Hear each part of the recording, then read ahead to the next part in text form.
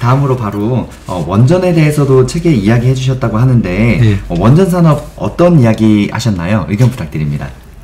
원전 경우는 이제 문재인 정부에서는 탈원전을 표방했기 때문에 뭐 어쩔 수 없이 원전 산업 전체가 굉장히 좀 망가졌죠.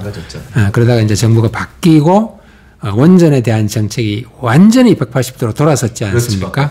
그렇죠.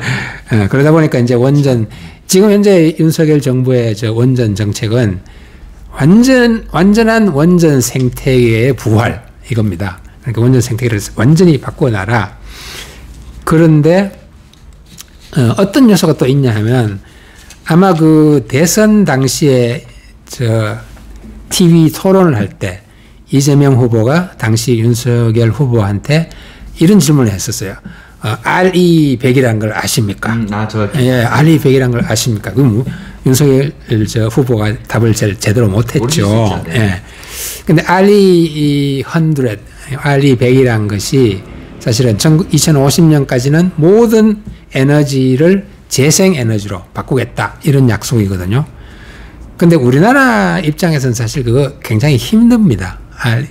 모든 에너지를 재생에너지로 한다. 이거는 구조상 힘들죠. 구조상 힘들고 우리나라의 그런 기후 등등의 환경상도 힘든데 그래서 이제 윤석열 정부가 생각해낸 게 뭐냐 하면 RE100 대신에 CF100예요. 그렇게 카본 프리 100죠. 그러니까 꼭 재생에너지일 필요는 없지만 탄소를 없애는 거, 줄이는 거, 중립하는 거를 위해서는 원전 같은 에너지도 쓸 수 있다. 이렇게 된 거죠. 그래서 원전은 이제는 그 재생에너지의 일종으로 이렇게 간주가 되는 형편이에요. 그래서 그러다 보니까 이제 그 원전을 마음대로 이제 다시 활용하고 새로 건축할 수도 있고 그런 이제 좋은 환경이 되는 거죠. 그래서 우리나라에 이제 그런데 효과도 굉장히 빨리 나타납니다. 이런 그 정부의 정책이 확 바뀌고 난지 불과 뭐 몇 달 만에 뭐 원전을 수출하느니 마느니 하는 이야기가 나오더니 벌써 이제 실질적인 그 실적이 나타나고 있거든요. 중동에 벌써 뭐 원전 수주를 한다든지 원전 리모델링을 수주한다든지 원전이라는 게 워낙 큰 산업이다 보니까 리모델링만 해도 뭐 1조, 2조 이런 규모가 되더라고요.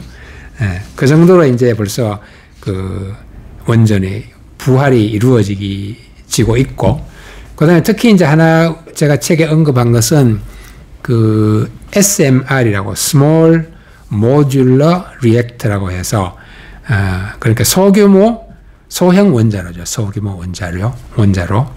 그래서 발전 용량이 3분의 1, 4분의 1 규모로 작긴 하지만 모든 장비가 원자로 안에 딱 다 들어가기 때문에 일체형으로 만들어지고 따라서 어디에서나 건설을 할 수가 있고 건설 비용도 훨씬 적고 그다음에 안전성이 굉장히 높다. 사고가 날 일이 별로 없다.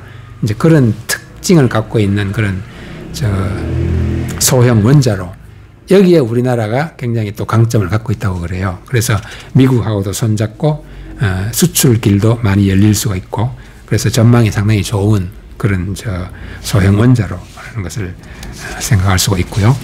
제가 책을 쓰고 난 다음에 그 언론을 보니까 이 소형 원자로 SMR보다도 한층 더 적어진 원자로가 또 있더라고요.